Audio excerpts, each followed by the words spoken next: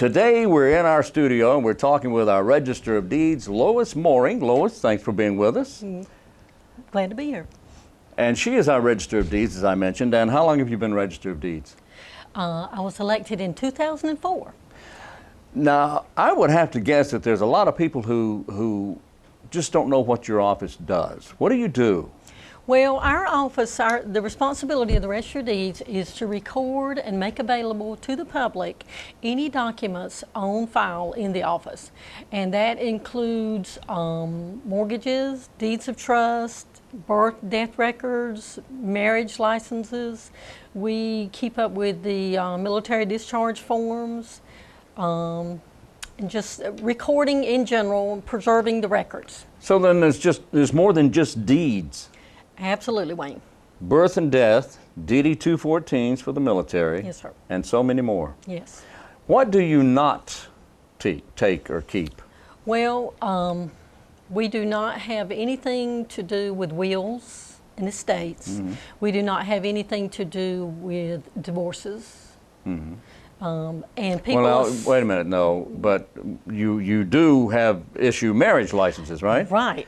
But not divorces. No, and Okay. people kind of want to put us in the same office. Yeah. Marriages, divorces, but no, we don't No. have a thing to do with divorces. Okay.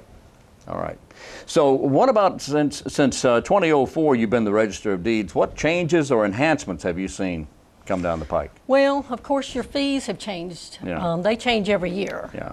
And guidelines have changed as far as your recording format. The document style has changed. There are several enhancements that I have elected to do as Register of Deeds, and I'll just tell you about a few of them. Give me some examples.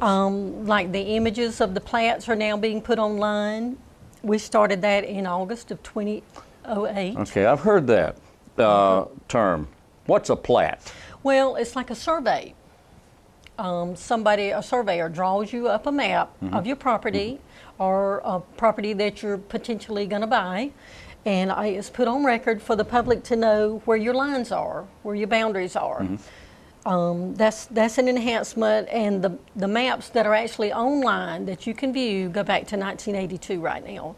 We are working on progressing backwards with more maps, but that's as far as we've gone so far. Now those plats, those are actually legal binding forms, is that correct? Yes. That's it? Yes. So if there's Yes. anyone who has a question about where their property lines are, they come to you and... Well, now, you can try us, but not everybody records a plat of their property. So yes, we will look to see if you have a map, plat, whichever one you want to call it, but not everybody has one. Okay. So, another thing that we're excited about is the credit and debit card payments now. We accept those, and we've done that since 2010.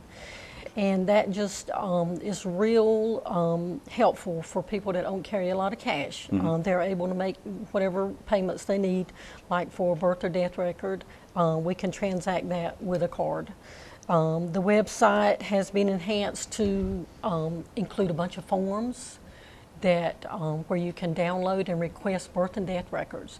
Or you can do your marriage application and have it ready when you come. Oh. That saves you time, sitting in the office, and it saves us time waiting for you to finish your paperwork. So a couple who wants to get a marriage license can go online first. Yes. Do all the paperwork online. Download the form, fill it out. It's just a worksheet, but it asks a lot of questions that you might not realize you need information for. So you know ahead of time what you need to know to fill that form out. Then do they bring the form to you, or do they Yes. email it back? No, they bring it in they have to hand bring it in. because the bride and the groom have to both appear in person. So yes, we cannot do an online marriage license. Okay, Yes. well that's good to know. That's right. Not for me. Another great enhancement, I think, is the one that started last year, and it's called the Statewide Issuance Program. And that is where you are able to come to our office, and for a fee of $24, you can get a certified copy of your birth certificate if you were born in North Carolina. Really? Yes. Now, if you were born anywhere in North Carolina, Yes. If you are here in Wayne County, you can get a copy of your birth certificate regardless of where you were born in the That's state. right, yes. It saves you Wow. travel time, it saves you money and gas, it saves you having to deal with the mail system. Yeah. You're able to get it, if it's in the system in Raleigh, we can download it from their database for So, $24. For $24? Yes. You can do this for 24 bucks. So how long does it take once someone comes in and says, "I want to get a copy of my birth certificate," Okay. and how long does it take? Normally, it takes about 15 minutes. Really? Yes. Well, that's amazing. I think so too. For $24. I love it, yes. Yeah. And the public loves it.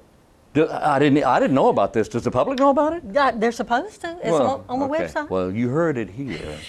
And people have come in and done it for the last year. So How about that? I didn't know about that. That's wonderful. So when somebody walks into the Register of Deeds office, a place that has things besides deeds, what do they see when they walk in? when they come through the doors of the Register of Deeds office, normally there is an employee that will approach them at the counter and ask to help them. Of course, the customer specifies their needs, and we either hand them a form if they want like a certified copy of something, or if they need to do research, we will direct them to the area to do research for land or whatever they're going to look for. Like genealogy, you can do genealogy in the office, so we'll direct Really? you to that area. Yeah. A lot Genealogy? a lot of people want to know where their roots are. Well, I know, but I would have thought, well, I know the library does a little bit of that, and, and I know people go online for that, but I never thought of the Register of Deeds office. Well, yeah, we actually have the birth and death records in our office, so Well, what better that's right. place? Yeah, that's exactly right. Well, there you go.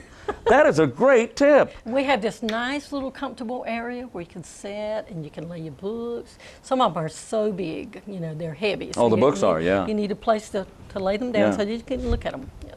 How about that? All right, well, speaking of those books, now you have about 1 million books in there. Close to it, I Well, think. yeah, what's in those books? Well, as I said, we have the birth and death records. Yeah. We have marriage licenses. Yeah. All those are logged in a book. And we have the real estate. And it goes back to the mid-1700s. The mid-1700s. That's over 250 years. I know. That's a long time. So we were actually, well, I guess we were, regardless, because they've done that for so long now, kept records of Wayne County property owners Right. and And buying it property started and out selling. with grants. You know, With they what? They would do grants. Oh, yeah? Yeah. They would Land grants? That's right. Oh, and that was recorded. And then you started buying and selling. And Oh, rest is there's a history. lot of history in your office. You must love that. I do. Oh my goodness. I do That's love it. wonderful. Yeah. Well, It's okay. very interesting. But now, but if when somebody comes to the Register of Deeds office, and they say, "Look, I want a copy of my birth certificate," or I need a copy of this, that, or whatever." All right. This is a legal binding form that you give them. Yes. Right. It can be used for whatever purpose. Yeah, people to need it verify, to travel, to travel. go to other countries, of course, for benefits. Let's say it's time for you to draw Social Security. Yeah. You need proof that you're that old. So how many people do you have working in your office? I have 7.5 employees. And a half? Let me just straighten that out. Oh. I have 7 full-time and 1 part-time. Oh. How's that? Oh, okay. I understand now. Does that paint a better picture? That paints a better picture. Okay. So you have 7.5 people working in your office. And what are the hours of the Register of Deeds office? It's 8 to 5, Monday through Friday, excluding holidays, of course. Of course. Monday through Friday, 8 to 5. That's correct. And what is the phone number of the Register of Deeds office? It is 919-731-1449. So what would you say would be one of the biggest or one of the most common misconceptions of the office of the Register of Deeds? A misconception that we draft deeds ourselves. Oh. I mean, so many people will come to the office and say, "I want to change the ownership of my property," and they're under the illusion that you can just write on the deed that's now in the office, and that will change it over. And that is not true. You need an attorney to draft a deed. And then it's recorded, and the new recorded document supersedes the old one. Oh, okay. So the first thing that you do not draft deeds. The first thing they have to do is get an attorney. Well, and we say that, if they're smart enough to know how to draft a deed, it's not required that you have an attorney, but you really need some kind of legal help when you draft Yeah. a deed to make sure it accomplishes what's to be accomplished. I could see how that would be a very common misconception. Yes. Yeah. Yeah, Are that's there the any main- others that you can think of that people just That don't is understand? that's the most that we get questioned Yeah. about. Okay, Wayne, these are the birth records, and they go back to 1913 also. But let me just say that there's a few birth records that go further back. You might find some that's as old as 1890. They're called delayed birth certificates, and that's where the parents provided proof in case nothing was filed initially for a birth record, and they use proofs to build a birth certificate, and that's why it's called a delayed birth certificate. To the vital records area, you will see cabinets that are full of the marriage records, and these cabinets contain from 1950 to the present. Now, against the wall are the older marriage records, and they actually start with the year 1877.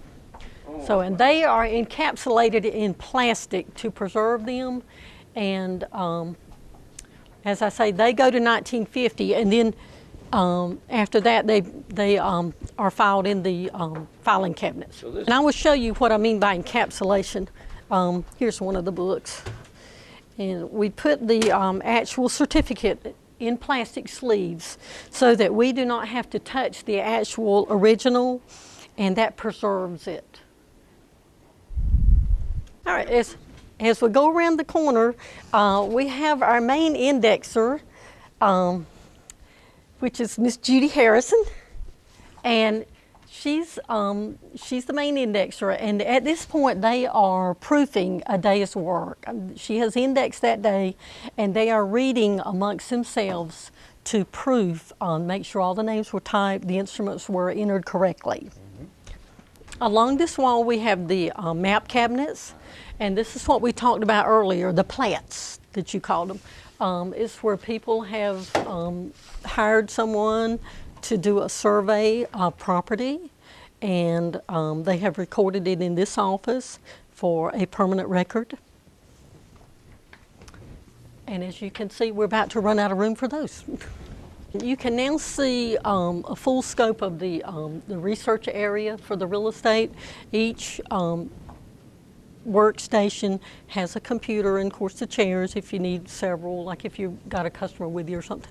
So the public can actually come in, find Yes, material. they can actually sit at one of these workstations and enter their information for their search. Just enter whatever name, and it will, if there's any references to that name, of course they will come up in the system, and they're able to find that book and page number, and you can view the images online up to 69. If it's an older document, obviously you would have to actually go and pull one of the bigger books back there at the back.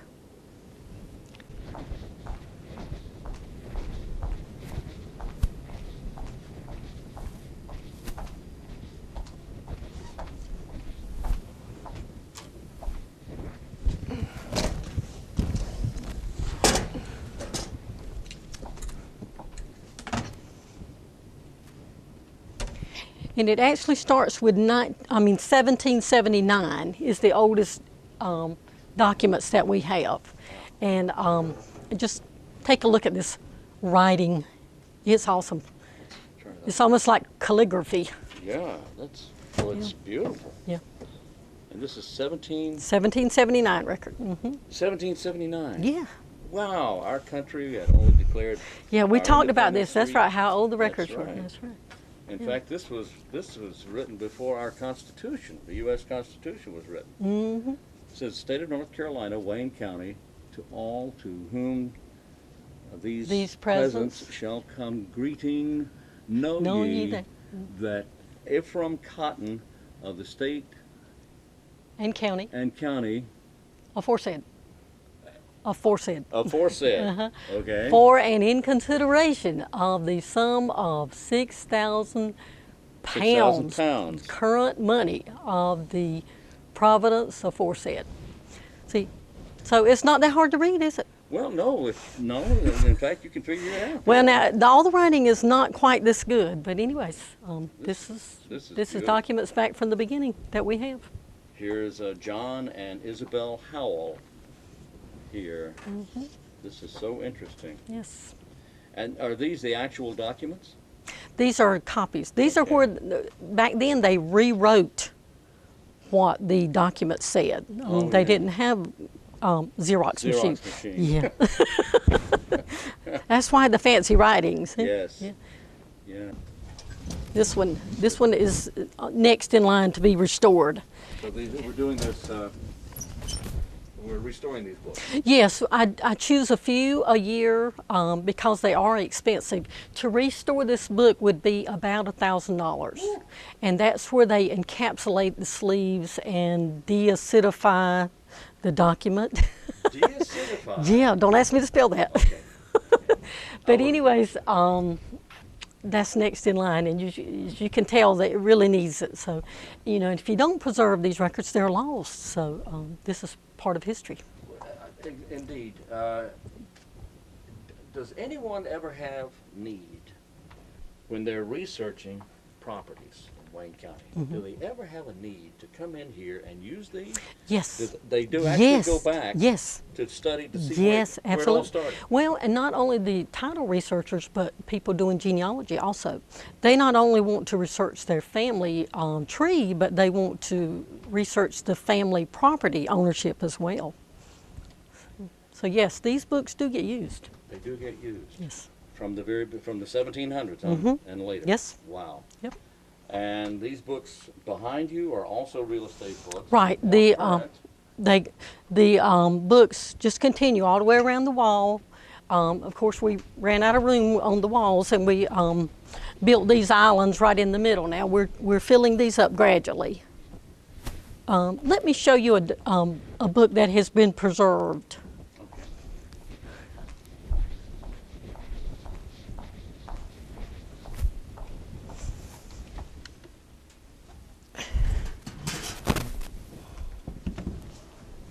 How much do these books weigh? Well, I'm going to guess this one weighs about 20 pounds.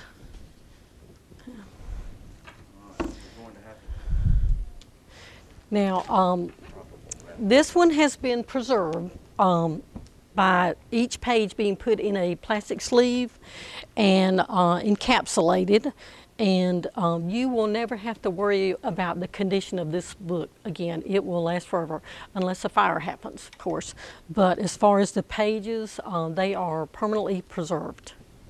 And this book was $2,000. It actually started out as one volume, and when they encapsulated it, it turned into 2 volumes because of the plastic.